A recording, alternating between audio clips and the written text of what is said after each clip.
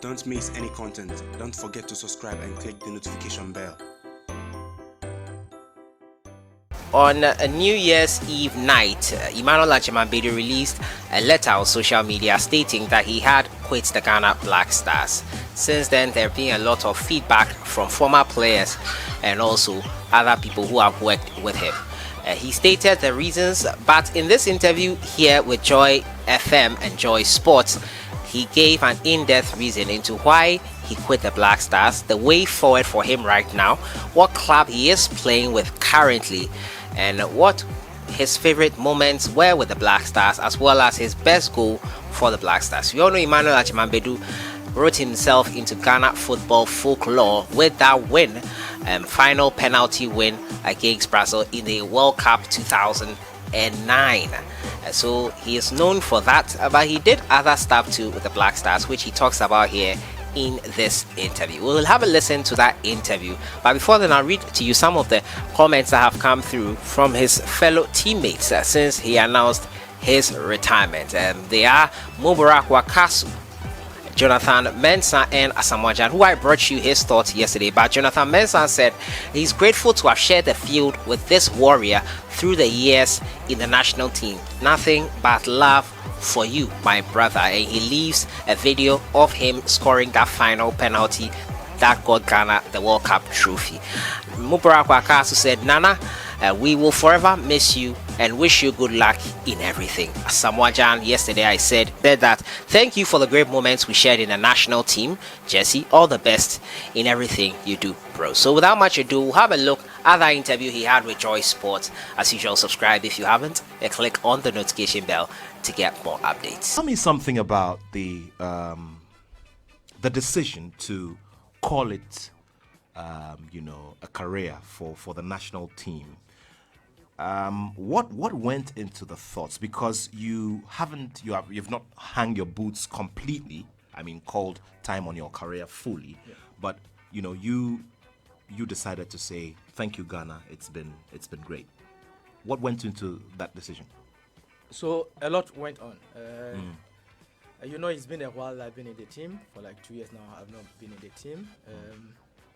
And there's a saying that a man goes to war for 3 times. After the third one, if you lose, then I think it's finished. Okay. So I tried my best to win an AFCON for the nation before I stopped. But I've gone to the war 5 good times. So I think it's a good time to leave the team for the new generation to take over and try and see if we can win something for the nation. So it's a very simple decision. I have done my part for the nation.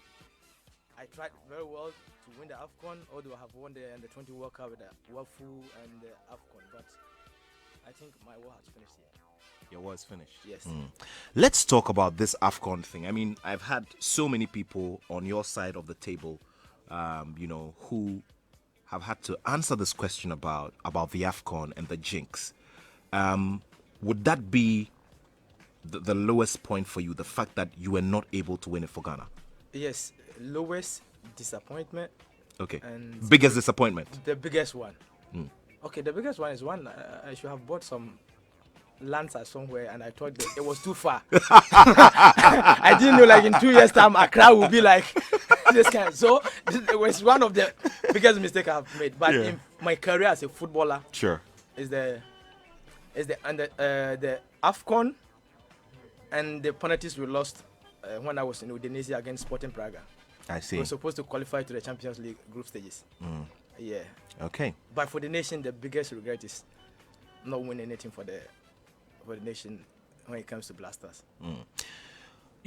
On the 2 occasions, which is in Egypt, sorry, in Angola and in Equatorial Guinea, which one felt closer to you? I mean, which one, upon hindsight, I mean, which one felt, closer to the trophy? I would say the 2015, because leading 2 penalty kicks and still lost the game is very hurtful. 2010, when we were going, they promoted most of the under-20 young chaps to the team. So the confidence level was not there. Ghanaians said, okay, let's give them a try. and like we get that 1-goal project, Yeah. and we went to finals. Losing against Egypt is not anything so regrettable because they have a solid team. We were young coming up, so a lot of inexperienced players in the Blasters. So I think it worries a bit. But then the 2015 one was very, very hurtful. After going up with 2 penalty kicks and still lost the game, is very hurtful. Wow.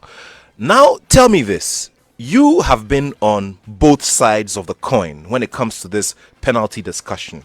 You have been at the highest height, which is winning it on penalties, and you've been and tasted losing it on penalties as well.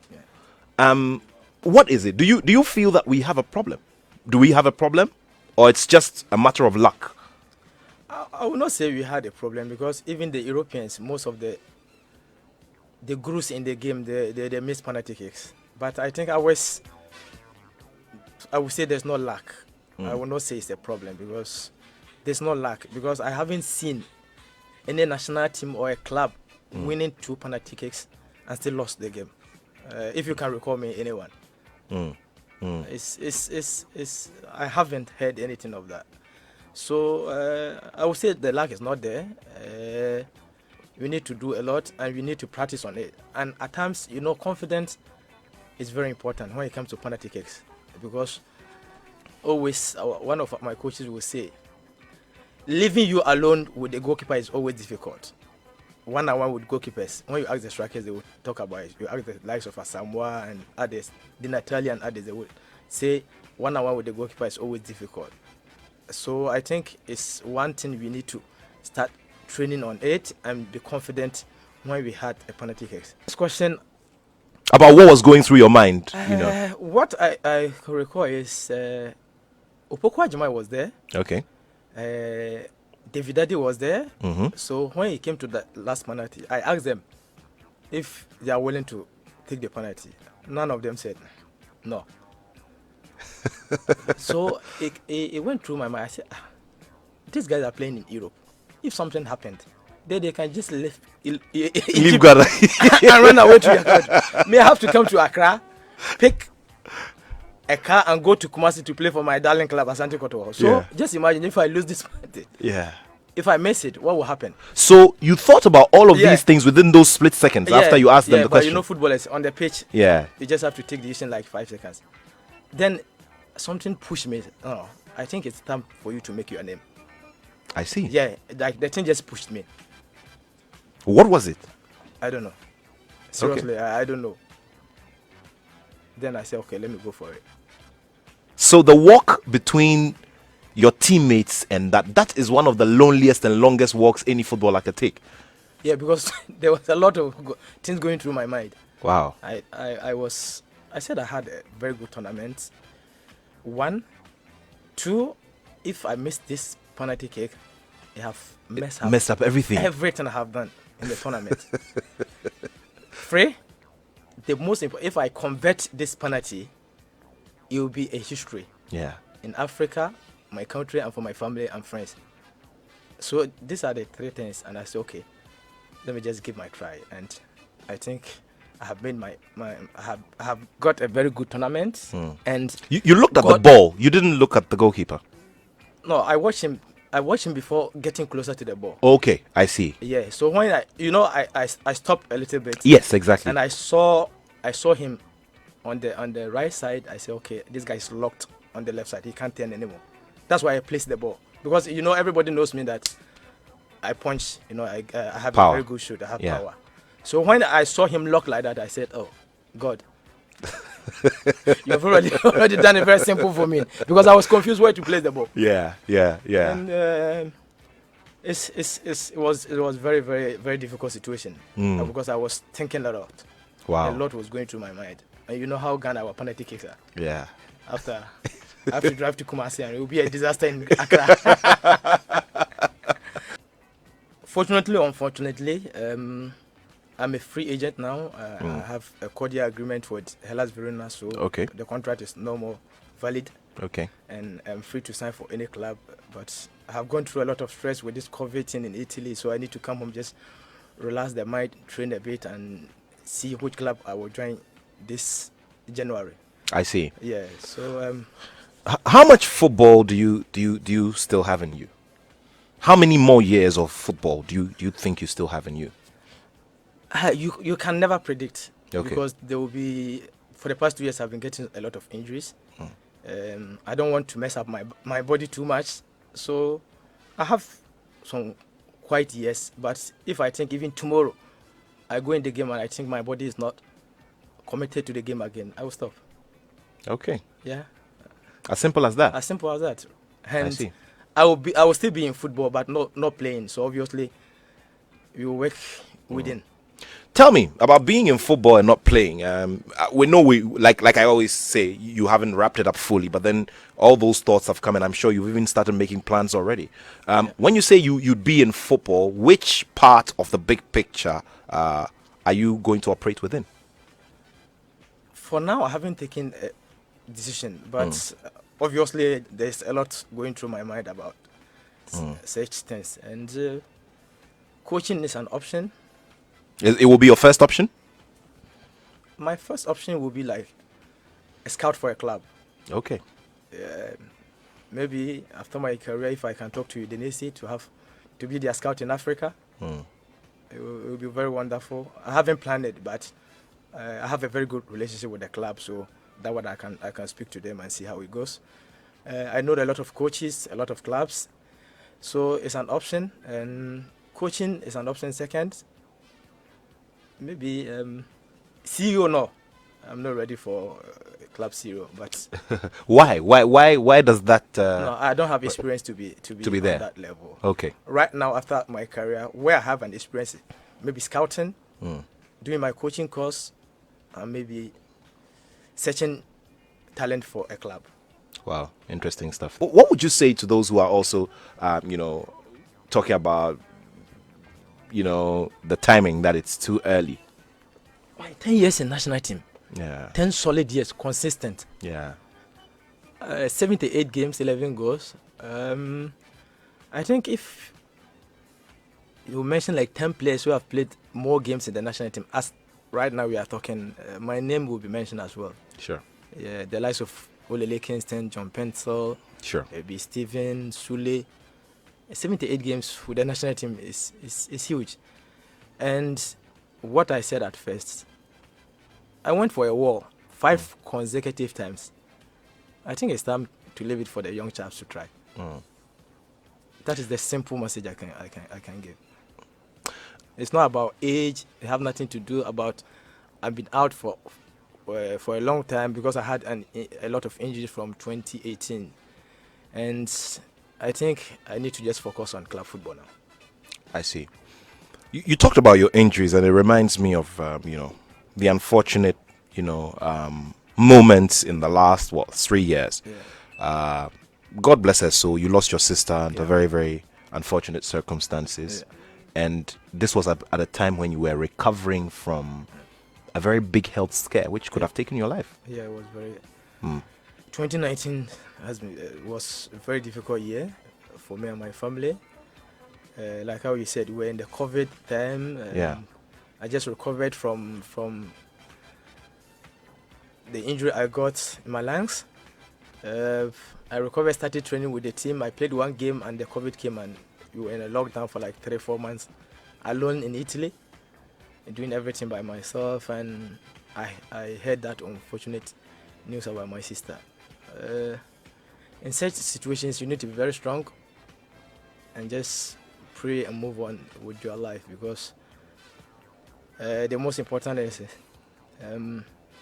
mommy is doing well, although we lost my sister very painfully. The family is doing well. It will be very difficult for us to forget about her, because anytime I see the daughter, then I start crying a bit. But that is life. We just have to move on and thank God that we still have life and we can cater for the child he left us. May God bless her soul. Let's stay a bit on the national team. You've been observing from the back now. CK Akonnor is in charge. We're just on the verge of qualification for yet another Africa Cup of Nations. What are your thoughts about, him, what he can do with the national team and all? I think he's a very great coach. I never worked with him. I saw him like twice. We never spoke when he took the national team, but I saw what he did with Hasselfolk, Ashgood, and Ashanti Kotoko. my darling club, Yeah. Ashanti Kotoko. So obviously he knows the terrain. He's been the national team captain as well. He knows the kind of players he needs, not the qualification, because it will be easy for Ghana to qualify. Any AFCON will be very easy. Whoever, or even if Nathaniel is the coach, he will qualify the team to the AFCON. But the ultimate is the one which is very important. So his assistant is very wonderful man, great coach, very well experienced. We have seen what Mr. Kate Okriko have started doing with the federation. So qualification, I have no doubt. I will never doubt national team when it comes to the qualification. But the ultimate, working with the national team is very difficult for the coaches because it's not like a club side. Every time you are with the players, and you can get cohesion and see how you can build your team. Every 3 months you have one game in the national team. Tomorrow Nathaniel will be in great form. You will call him. Following day Nathaniel is injured, and you need a substitution. So it's always difficult for the coaches. But I trust him. He's well experienced, like how I said, with the assistant. He knows the terrain very well, and I hope he will win something. But please, we have to relax to him, not to put guns on his head, because it's not easy to win an AFCON. Yeah. Which of the coaches during your decade of service to the national team would you say had the best working environment or the best working atmosphere to operate?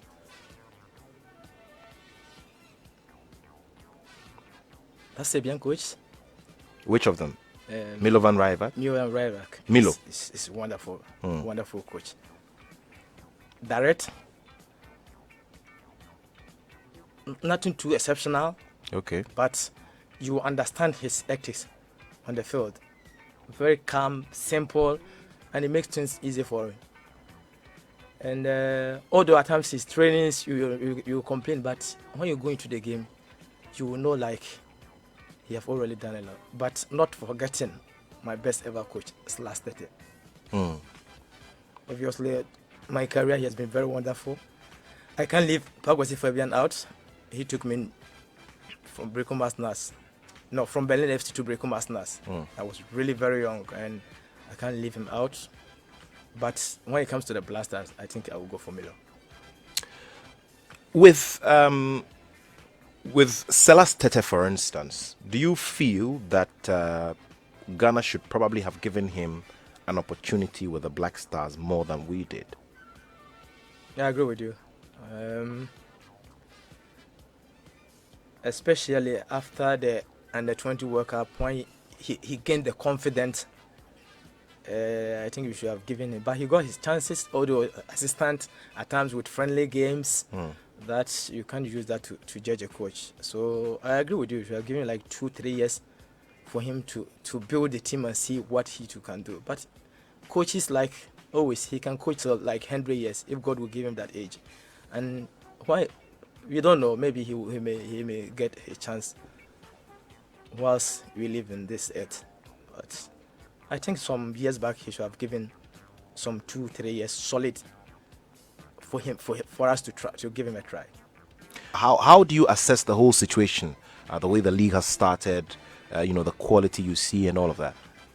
Seriously, if not because of this COVID, I think this year the league will be very interesting.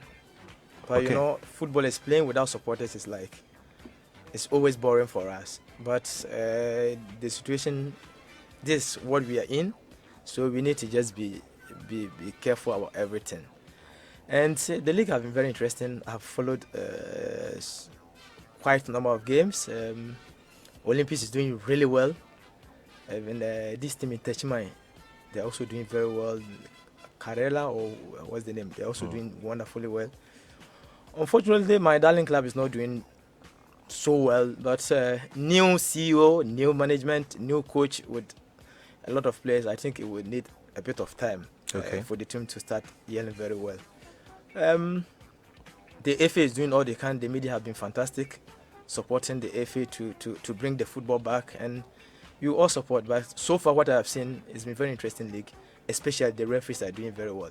Okay. Although there's some question marks on certain games I watch, but comparing to some years back, I think they have really improved, and we need to commend them. Which of the goals would you say was your best? The one who was nominated for Puskas Award against Tunisia and AFCON. And AFCON, the Equatorial Guinea. The Equatorial Guinea. Yeah, Yes, I think that you know, yeah. there. And I think I scored one against Lazio when I was on Udinese. Yeah, I think that's my best goals. Let's talk about the highs, the high moments. Yeah. You're asking about my worst moment. Highest points for you, the highest points in the Black Stars team, to be specific. Highest point. Best moments, highest points. The best moments, I would say, playing with such great players like the Mikes, the Sules, the Joe Menses, the Stephen Appiers, you know, when you are within this kind of dignitaries, I think you have to be proud of yourself. And you're saying that it was the kinds of things that they said to you that boosted your confidence. That's exactly when if you are in a national team or a club, you need certain quality like this. Working with the Stephen Appiers, you know, they always give you confidence, and you learn a lot from them. That is why at times when they said we need overhauling in the national team, then I said, how?